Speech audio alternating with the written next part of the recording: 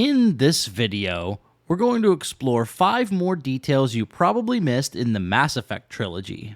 This is the third video on smaller details in the Mass Effect games I've made, so if you want to see the other 17 details, then check out the video description for links to the other episodes.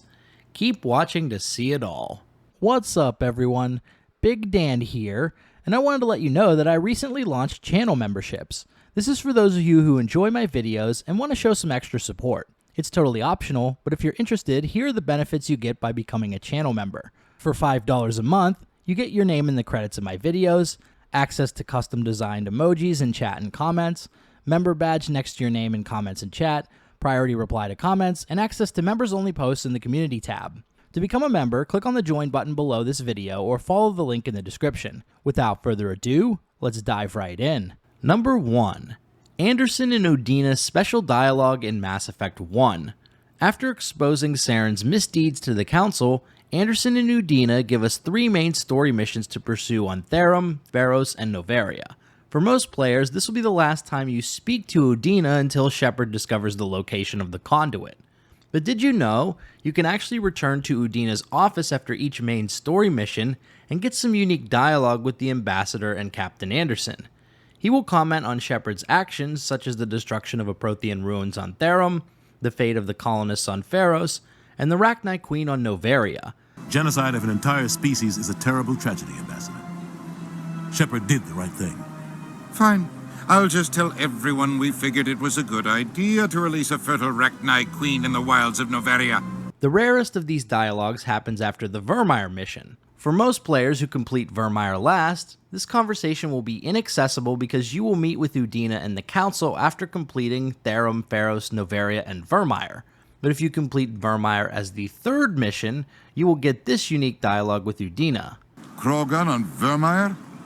Hard to believe, Commander. Good thing those Solarians were there to back up your report. Between the visions and your warnings about the Reapers, the Council's starting to think you're a little unstable. How many more times do I have to prove myself before they start to listen to me? It's not personal, Shepard. Just keep getting results and they'll leave you alone. Number 2. Shepard's real-life wife is in the game. As many of you know, the male version of Commander Shepard is played by Canadian actor Mark Meer. But did you know Mark Meer's wife also voices some characters in the Mass Effect series as well? Her name is Belinda Cornish, and she's actually the very first voice you hear in Mass Effect 1. Welcome to Alliance Military Database. Classified information requested. Establishing secure connection. Secure connection confirmed.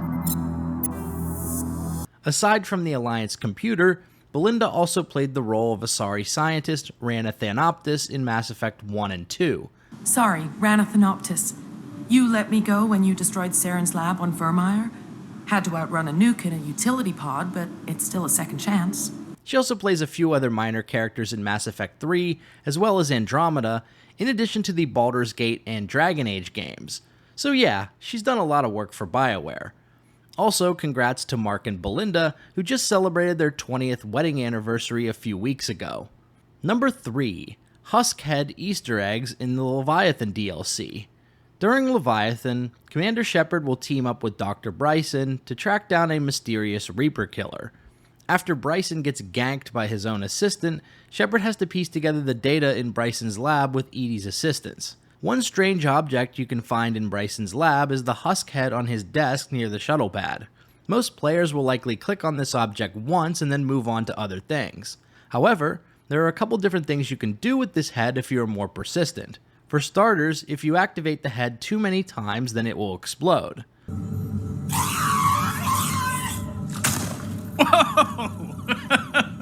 Funnily enough, even if it blows up, the head will mysteriously return to the lab later. And when James comes to the lab, if you speak with him 4 times, he will suggest bringing it back to the Normandy. Hey, if nobody claims this thing, we could take it with us.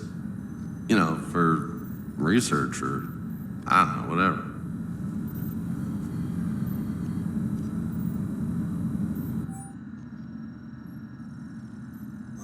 All right, just don't tell anybody. Nice. You think Esteban will let me set up bowling pins in the cargo bay? Afterwards, the Husk head will live on your desk in the captain's quarters, not too far from the space hamster. Number 4. Losing your Spectre status in Mass Effect 2. At the beginning of Mass Effect 2, after Shepard comes back from the dead, the commander will get an invitation from Anderson to meet on the Citadel. During this meeting, either the original Council or Anderson will offer to reinstate Shepard's Spectre status, which the player can choose to accept or reject. However, there is a scenario where you cannot regain your Spectre status in Mass Effect 2 no matter what you do. If you let the original Council die during Sovereign's attack, and you chose Udina as the Counselor at the end of Mass Effect 1, then Udina will lead an all-human council in Mass Effect 2. In this scenario, he will not offer to renew Shepard's Spectre status, nor will Anderson, taking the choice out of the player's hands. The conversation goes like this. It's up to you to stop the Reapers, Shepard. I can't even toss you a symbolic title like Spectre. Udina keeps close tabs on that designation. He's decided it's just an invitation to go rogue. Fine way to show gratitude for putting him in the big seat. I know you're doing your best. My best seems like a pretty small thing when we're talking about enemies this big. I think I made my opinion of the Council's blessing pretty clear last time around. Keep it. Figured as much. But it should be yours to refuse. Doesn't feel like I'm able to give you the help you deserve. Number 5. You can turn Kaidan into an alien hater in Mass Effect 1. The morality system in the first Mass Effect game is unique in the series.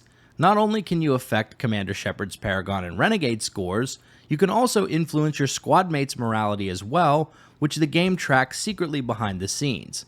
Your squad mates each have their own Paragon and Renegade scores in relation to one another. Typically, Kaidan and Liara are the most Paragon, while Ashley and WREX lean hardest towards Renegade. You can slightly shift their viewpoints throughout the game with specific dialogue and quest decisions. The most dramatic change can happen with Kaidan if you're playing as a FemShep character and enter into a romantic relationship with Lieutenant Alenko. As Kaidan opens up about his Jagoff Turian drill instructor at Jump Zero, a guy who Kaidan accidentally killed during a fight, Renegade FemShep can use a speech check to convince Kaidan that all Turians are assholes like Vernus. You can't deny the Turians are imperialists, and the Asari, the Solarians, they're manipulators. Shepard, I outgrew the blame game years ago. If the Alliance is missing its chance, it's because of men like Udina, not the rest of the galaxy holding it back. When anyone out here listens to us, the Council starts up with their treaties and heel dragging. We can only rely on ourselves. We're not doing the galaxy any favors if we try to force our way into a seat at the grown-up table. They aren't malicious, they're just slow to change. My story doesn't get any better if Vernus is a good guy. Saren and the Geth are running wild now. There's no time for slow to change, and you know it. If they won't help themselves, we have a responsibility to save them. All right, maybe it would be better if the Alliance had more pull on the Council. In some ways. Well, you're damn persuasive, Shepard. This will turn Kaidan into a raging xenophobe, causing him to rant about aliens during the love scene before Ilos. What happens if this doesn't work out, Shepard? We mutinied, stole a prototype warship. If they wanted to get technical, they could throw in kidnapping. And those damned aliens sure love to get technical, don't they? Blind, useless fools. I'd have given them fiddles, but I doubt they read history. Ours or theirs. 50,000 years to figure this out, and it's down to 25 mutineers. Way to go, Team Milky Way. Damn, dude. I guess that means you'll be voting for Terra Firma on election day, huh, Kaidan? And those damned aliens sure love to get technical, don't they? This renegade shift goes so far that Kaidan will argue to abandon the Council during the final mission, even if WREX is in your crew. You know, WREX, the renegade character who is so renegade that he doesn't even have Paragon lines recorded for most of the quest decisions in Mass Effect 1. Yeah, Kaidan even goes past WREX in the ending. You can't sacrifice human lives to save the Council. What have they ever done for us? This is bigger than humanity.